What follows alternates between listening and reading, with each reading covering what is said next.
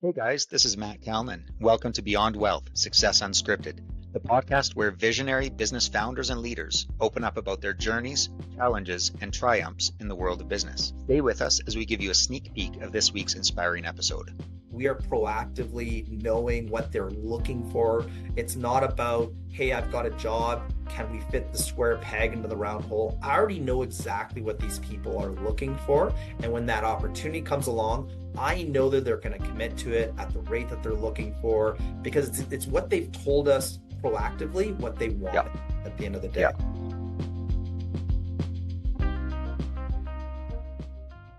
Welcome back to the show, everyone. Today we're joined by Shawn Miller, a CPA and CA, and an Alberta-based professional with deep roots in both finance and agriculture. Starting his career in audit and tax with Deloitte, Shawn has spent over 16 years with Robert Half, managing their senior consulting practice in Alberta. Outside of work, Shawn helps to run his family's 4,000-acre grain farm and has a passion for rodeo and horses, a love he shares with his wife and 2-year-old son. So first of all, Shawn, welcome to the show. And do you want to tell us a little bit more about yourself and what you're working on? Yeah, thanks for having me on here, Matt. So a little bit about myself. Well, I do come from an interesting background, as you did share. I grew up on a farm just east of Calgary. It's about 20 miles. My great-grandfather, on both sides of my family, settled in the area.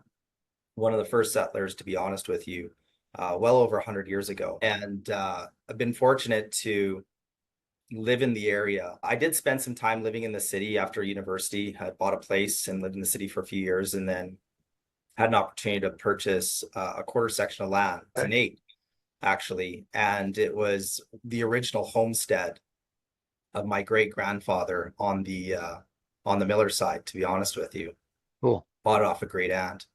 And so I've had the opportunity to live out on that property, and it's really interesting. Like where my house sits today is where the original sod house, if you can imagine, was that they first lived in when they came out originally. And I've actually got a book. It's like a diary of my great grandfather on the other side, and it's really quite remarkable to hear some of the stories from those first pioneers, right? You know, they literally showed up with the clothes on their backs and maybe a sidearm or a little pistol, and they lived off the land. I mean, my great grandfather, he'd eat a gopher, you know what I mean, for lunch if that's what was available. Whatever you got to eat. Whatever he got. And he was an entrepreneur himself right from the get-go. One of his first gigs was actually he raised pigeons. And so he raised these pigeons as a 12-year-old boy, and they'd have shooting on the weekends. And so he'd sell them to the hunters or whatever, and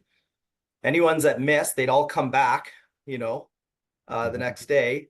And he'd sell them again to them the next weekend type of thing. So that was his first foray into business. And I know when he ended up here, he had one of the first dealerships in the area. He had probably one of the first steam engine tractors. So most of the land east of Calgary was broken by him with one of the first steam engines. He rounded up a lot of the cattle on the range, started the first pound for cattle because there was just, when they showed up, it was literally nobody. There was nothing. It was just ranchers and cattle everywhere. Started parceling it off into quarter sections. They had to deal with all these wild cattle, and that was one of his first forays into business. And from there, he started into farming, and his family obviously had farmed from the US. And so he started building his farm out here locally. And several generations later, my brother and I, we are still kind of managing the farm. My father, he's 75. He still likes to kind of stay involved, but for the most part, my brother and I are kind of running things there now at this stage.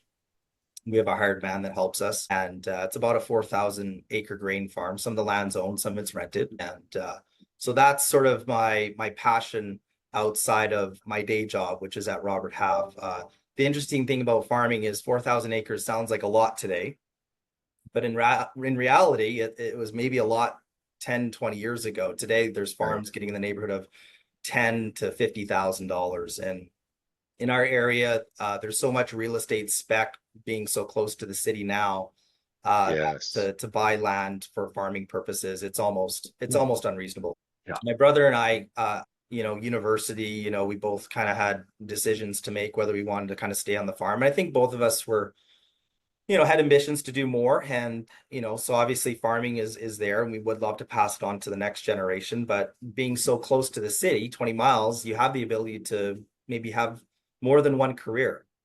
So my brother, he works over with Shell, and I kind of started a career in accounting. And I started my career off working with Deloitte, did my CPA, CA with them, started an audit, moved into tax, and then, typical most CPAs that work in a firm after, 3 to 6 years, they start thinking about other things. And so I did leave to go to industry.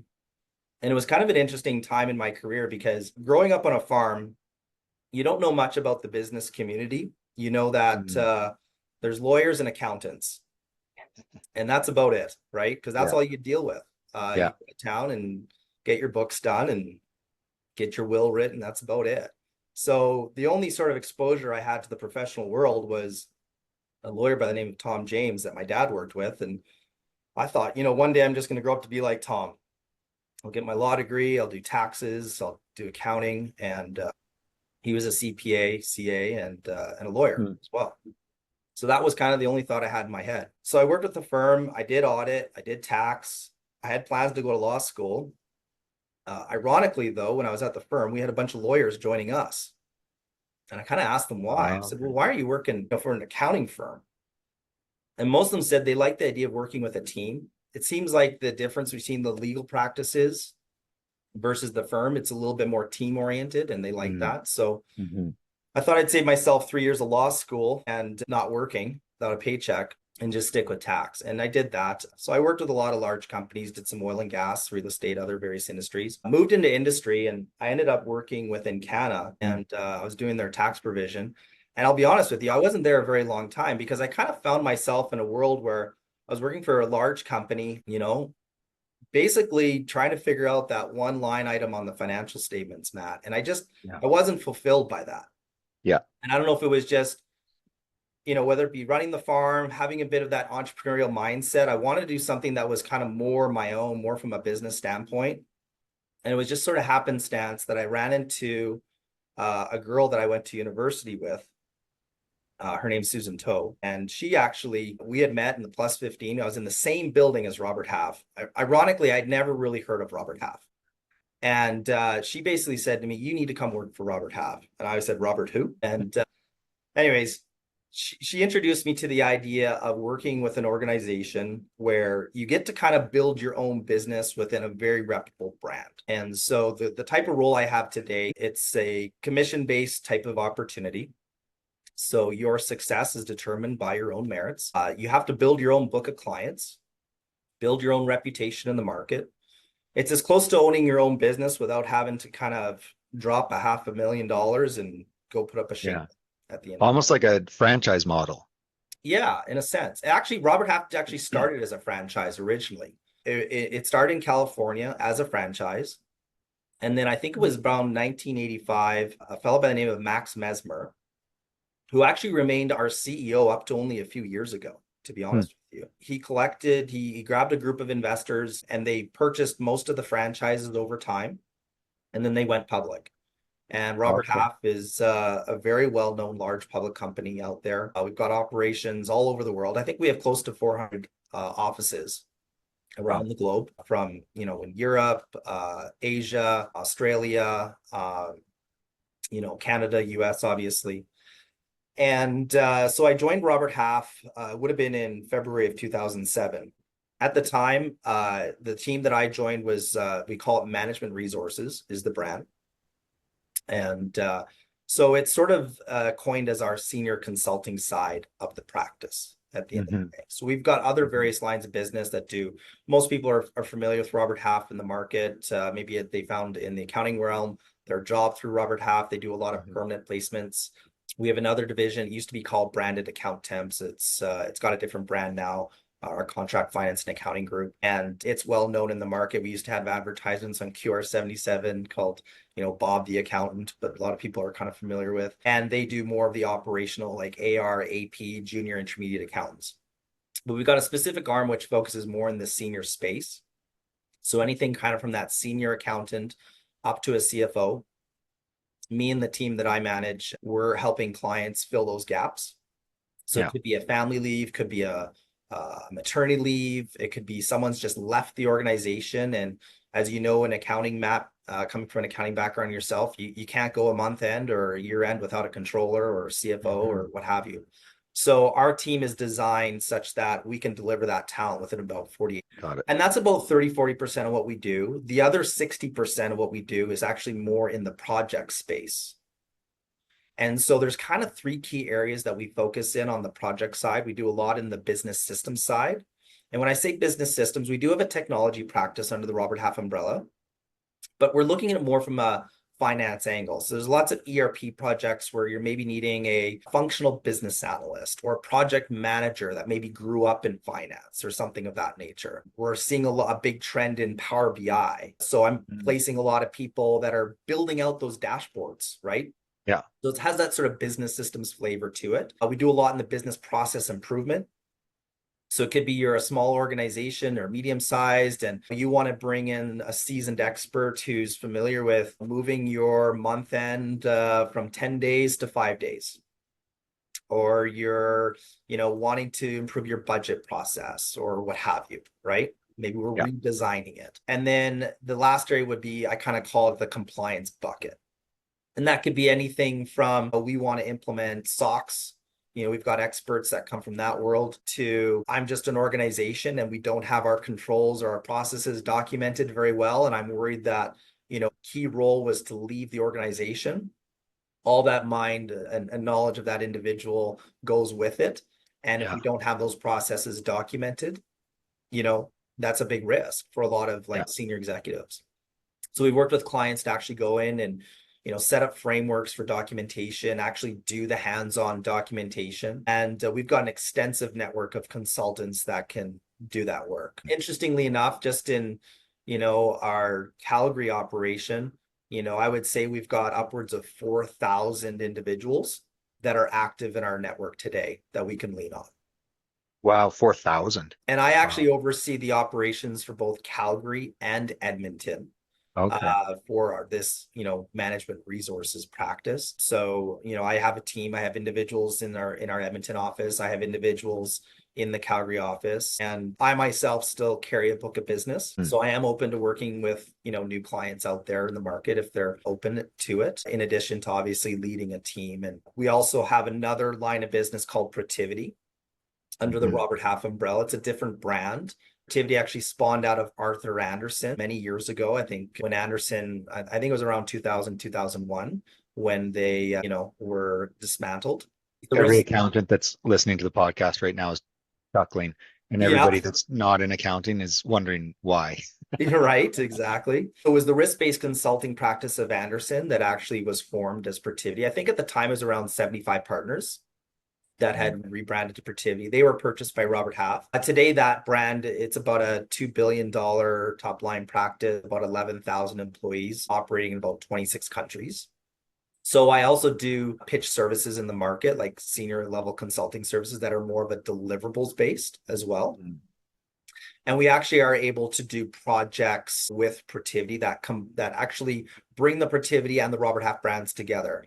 So we call it our managed business solutions sort of types of projects. And in those scenarios, they're Protiviti-led engagements, so they are deliverable based.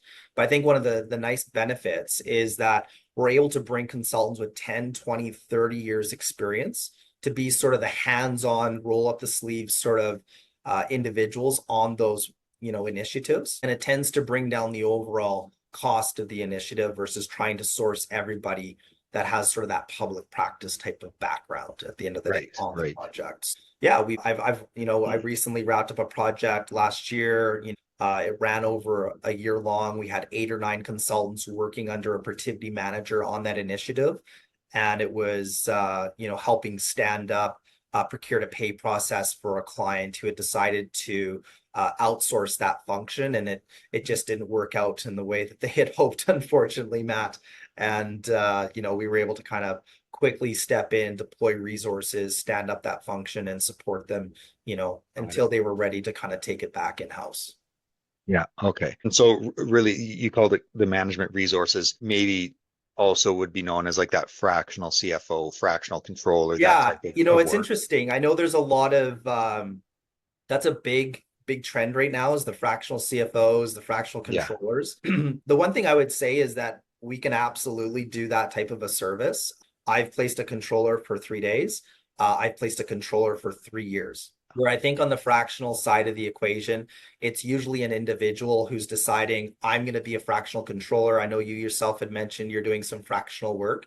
So you might be limited to working with 3, 4, 5 clients as an example, right? Yeah. And so you'll kind of carry those clients on a full-time basis. We can do that type of work. Most of the clients that I am working with, though, we want to be able to kind of scale our business such that any client from a small sole proprietorship to the largest companies in Calgary can come to our group. And, we can place someone within your organization to do a part-time controller role, or if you need a financial reporting specialist who can prepare your financials and MD&A under, US GAAP and IFRS for a large publicly traded SAP organization, you know what I mean? We can do that as well. Yeah. So So you're there really really is building no the limit. horsepower. You're Yeah. building the horsepower of what you're building or what you're offering. Yeah. And our Yeah. team's really unique. Most of the individuals on the team that I manage come from a CPA background. We've got a few individuals on the team that maybe grew up in the Robert Half world and have graduated kind of into our group without sort of that background. But when I'm looking to bring new people on to our team, and we're actually hiring for a role on our team, actually, ironically, right now. So I'll put that out there. We are looking for individuals that do have a CPA, to be honest Mhm. with you. Mhm. Really, for me, I find it easier to show a CPA how to do business development or recruiting than it is to take someone who's a good recruiter and then somehow try to train them on the nuances and the technical aspects of, what you need to know in that accounting world, right? We need to be able to sit side to side with a CFO and really help support them, right? I mean, a lot of Mhm. what my role is, if I don't have a role to fill, most of what I'm doing is sitting down with senior executives and just helping to understand their business problems, right? What's keeping Mhm. them up at night? Trying to brainstorm with them different ways, maybe share with them how other CFOs are dealing with similar challenges, right? I had a client recently and they're going through an ERP transition. They're also being acquired right now. And sitting down with the CFO and the controller, I was very aware of the fact that their ERP was probably not on the right track. Mhm. And I was kind of highlighting to them, like, you really need to bring in like a project manager slash change management type specialist. Yeah. Otherwise, I could kind of see the car accident before it was going to happen, Matt, at the Yeah. end of the day. Yeah. And, the idea didn't hit right away, but it was 3 or 4 weeks later, they're calling me and they're saying, you know what, like, I'd love to get an introduction. I was able to introduce them to a consultant that I've worked with for over the last 10 years that I trust highly. We had one meeting. This is not a situation where it's a full-blown search. I handpicked a consultant that I trusted that they could kind of Mhm. work with, and they brought her on the next day, and she's now saving their ERP as we Yeah. speak right now. Yeah. So that's part of the value that I feel where I can kind of rely on my background as a professional accountant. And, I always joke with people, I say in this role, I've kind of learned more than I ever would have learned working at the firm or even in my industry career, because I've had to kind of Yeah. learn every business issue that might hit a CFO's plate, Yeah. You're and looking for the understand, breadth of it. yeah, and understand what that solution is to that problem as well. And the type of human capital that you're going to need to kind of, bring in, because no CFO can do it on their own, right? They're relying on the people Mhm. underneath them to Yeah. be able to deliver and execute. And so, we're kind of in a unique position in our role where we get to kind of, be in the boardroom with those senior executives, helping them understand those problems and provide solutions at the end of the day that they may not have even thought of themselves. Yeah, for sure. How do you think your background in the farming world has influenced your approach to business and consulting? Yeah. Well, Matt, I'm not sure how many people you've had on the podcast in the past that maybe grew up on a farm, but to anybody out there looking to hire someone, if you can hire a farm kid, I always advise it. There's Hardworking. some there's something about growing up on a farm where I kind of joke. I had cousins that grew up in the city and they had chores and that consisted of taking out the garbage once a week. And, Yeah. from the age of 8 or 9, I was out picking weeds. And then when I was old enough, I was painting a fence. And then when I was old enough after that, I was bedding cows on the weekends. And, Yeah. like it is work 24/7 on a farm. So, the whole 9 to 5 thing, it's not in our DNA. It's Hmm. you do the Hmm. job until the job's done at the end of the Yeah. day. Even if it's for me, it's a harvest season. I actually balance both worlds, to be honest with you. So, during my harvest season, I'll kind of, do my day job. I'll kind of wind things down maybe in an early afternoon. I have a lot of Hmm. flexibility with what I do. Yeah. And I'll go hit the combine from 3 o'clock till 1 in the morning if I need to. And I'm up at Hmm. 6 the next day and I'm going to work. And I don't bat an eye about it. It's nothing for me to do at the end of the Yeah. day. The hours, we're not keeping score, we're not keeping track. It's just really about delivering at the end of the day on what needs to get done. As farmers, you don't have a choice. If it's blizzarding and it's minus 30 and you got cows calving, you're out there and you're Mhm. doing it. If the rain's coming and you got hay to put up, you're out there. If the grain's dry and the weather's good, you're rolling in those combines all hours of the night to get the crop off while you can. Yeah. So Yeah. the whole concept of time and hours, it's out the window. So that work ethic, I think, really sort of helped propel me in my career. I've always taken a lot of pride in terms of, putting in the effort I need to be successful. I take a lot of pride in the fact that I'm not a manager. I am a leader. The role I'm in today, most people haven't balanced a book of business in terms of leading an Alberta practice in the past. But I am fine with managing a book of business because I want to be leading on the front foot. I want to show the people that I'm leading that, hey, this is how it can be done at the Yeah. end of the day. I don't want to be that manager that's going to tell them how to do it. I want to be the guy that can show them how to do it at the end Yeah. of the day, right? Because I For think that sure. speaks volumes.